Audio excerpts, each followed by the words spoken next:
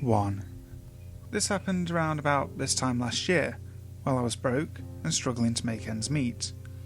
I'd just moved out and didn't want to resort to going back to my parents. Anyways, I was so desperate, I was looking on Craigslist for a caregiver, housekeeping type gig, just to make quick cash while I looked for a full-time position. After responding to several, I got a bite back from a man who had advertised as a disabled man who needed help with his morning and evening routines since he had a bad back. As a past caregiver, I thought nothing of his request to help with bathing and dressing since I knew it could be difficult for some. After chatting on the phone and coming to the conclusion he was nice and normal, I proceeded to head over to his townhouse late one night to help him with his nighttime routine. He lived a bit out of the way from me, but I was desperate and didn't mind. He even said I could spend the night since he'd need me in the morning anyway. Once I got there, he was a decent looking man in his late 30s or early 40s with a cane. He paid me $200 up front for the expected nighttime and morning routine the next day. He explained he was ex-military and had back surgery recently. Things started to get weird once he offered me some wine and commented on how cute he thought I was. I should have seen that as a big red flag, but again, I was super poor, but I didn't want to cheat him, so I gave him the benefit of the doubt. He then led me to his bedroom where he got undressed for his evening shower. I was horrified since I saw that he already had a giant erection and wanted me to lather him up. He asked if I wanted to take my clothes off and I declined. He responded respectfully. However, he did touch my butt when I bent over to pick something up for him. I should have run out right then, but I was waiting for the right moment. After quickly giving him the most unsexy shower in the most platonic way I could, he got out and said he was heading to bed, but didn't want to wear any clothes. The guest room where I was to stay was right next to his, and though I was tired, I was still pretty on edge. My gut instinct was telling me to get the hell out of there. The issue was that we were on a 3-story townhouse, and we were on the top floor. He had installed baby gates on each floor so his cat wouldn't run away. Also, he had turned off all the lights on the lower floors so it was pitch black. In order for me to get out, I'd have to pass his room. I quietly arranged my stuff in my purse while I heard his TV blaring, and to my horror, I saw him walk swiftly to his bathroom without his cane. I realised he was not as disabled as he had told me, since he had previously put on an act as if he couldn't walk without it.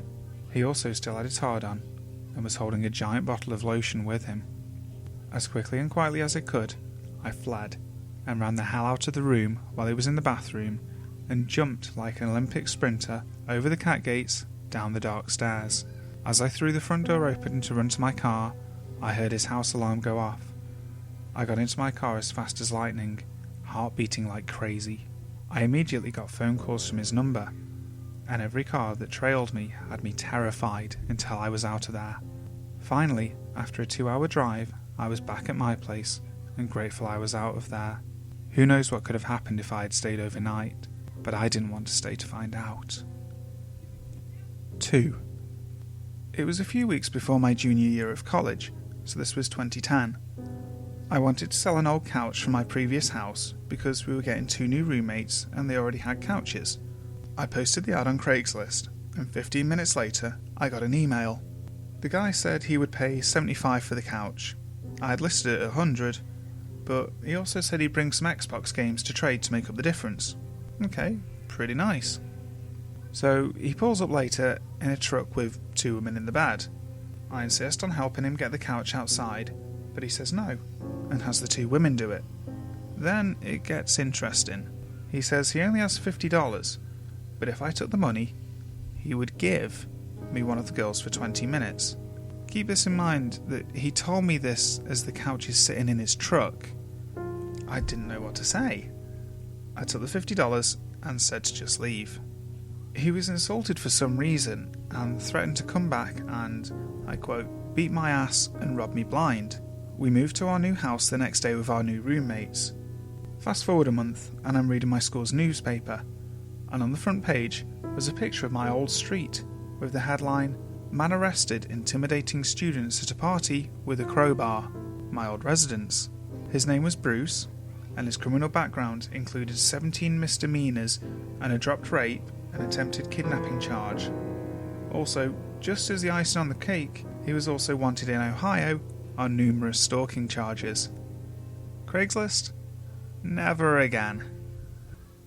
3. A few weeks ago, I had to fly out to a small town I'd never been to in order to look for a place to live. I'm moving there in the fall to start grad school.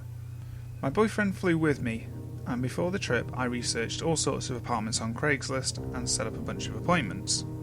Our first appointment was in the afternoon in this sort of remote residential area. The landlord sounded fine over email and asked me to call him an hour before the appointment to confirm I was coming. I called, he didn't answer, so my boyfriend and I started walking to the house and just hoped he'd show up. Maybe 10 minutes before the appointment, he called me. "Are you coming?" he asked. He sounded like an older man and had this very strange, slow way of talking, but I just thought that he was older.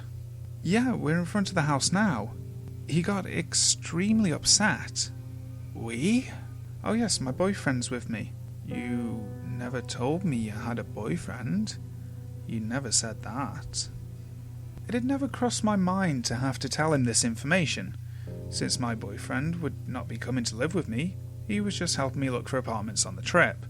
I told the man so, and after a very long pause he said, "I'm sorry. It's just sometimes people don't tell me when they're married, and it surprises me. I'll see you soon." Then he hung up. I told my boyfriend about what the man had said, and he was immediately weirded out. He wanted to leave, but there were slim pickings in terms of real estate at this point, so I stupidly said that we had to stay, in case this place was the place. As we're discussing it, we see a man leave the house we're going to view. This man was young and extremely sketchy looking. Greasy hair, furtive eyes. He took one look at us and ran out of the house to his car and pulled away from the curb with a screech. Okay, so now we're really weirded out. But this isn't enough for us to bail just yet, and as we look at each other wondering what to do, the landlord arrives.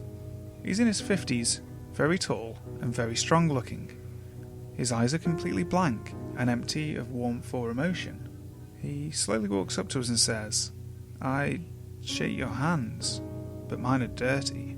"What from?" my boyfriend asks. "Work," is the flat reply.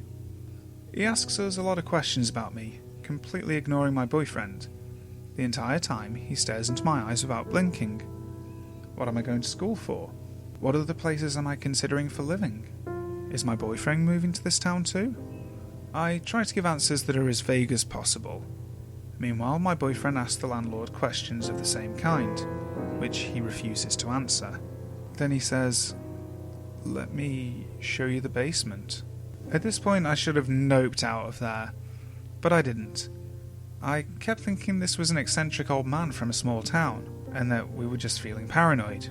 My boyfriend, on the other hand, wanted out of there, but he followed us as the man led us to the back of the house, away from the street, to this sort of detached shed.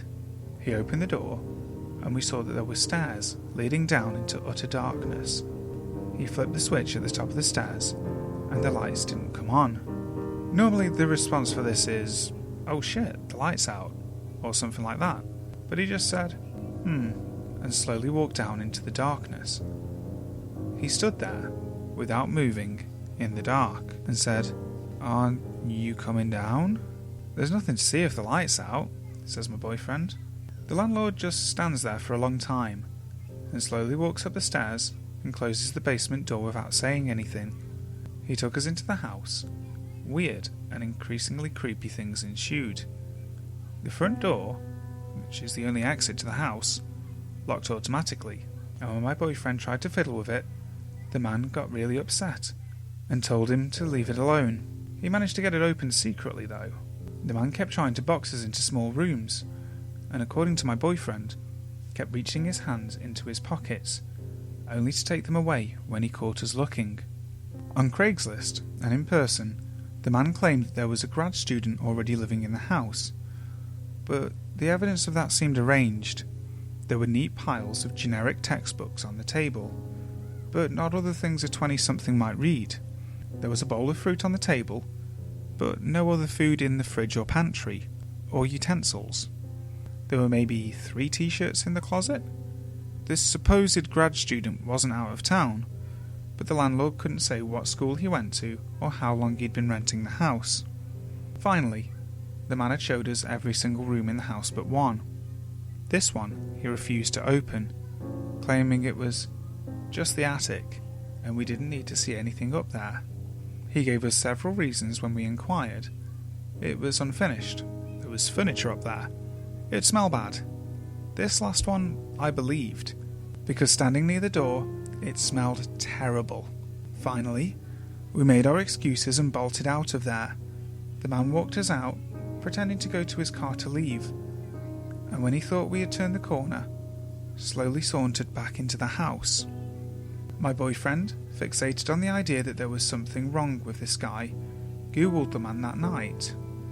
We found out 3 things: that he was a pillar of the community, known by a lot of the townspeople, that there was no evidence of him owning or managing a real estate company, as he claimed on Craigslist, and that he had listed his home address as the very house we had been touring, the house where the grad student lived. As an update, after talking to my boyfriend, I've decided to contact Craigslist and the police department with my information. The police say they'll drop by for a check-in, and I'm still waiting on confirmation from Craigslist, but at the very least the ad is flagged and should hopefully be taken down soon. Hi guys, Brimstone here. I hope you enjoyed the video today. I've had a lot of call over the past month for Craigslist videos, so I thought I might as well get it over and done with. There will be a new collaboration coming hopefully on Saturday, if I can get that sorted out in time. If you enjoyed this video, please remember to like, share, comment and subscribe. It really helps the channel so much. And also again, I just want to thank everybody for the support that I've had recently. You're all incredible and probably the reason why I'm doing this. So, until next time, sleep tight.